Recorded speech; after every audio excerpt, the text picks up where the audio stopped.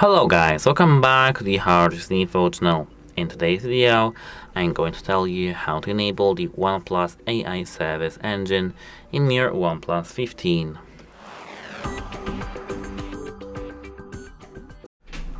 So at first, what I do recommend is to go into this settings and scroll down to AI. Actually, no, this is not what I do recommend, this is what you have to do. Tap AI right here and now scroll down to the AI service engine. Here, as you can see, we have a service engine. Tap this toggle button and now you are good to go. Now, as you can see, we have here algorithm plugin updates. You can manage that, automatically load and update over Wi-Fi, privacy and open source licenses. And that's it, how it helps you, and have a nice day. Goodbye!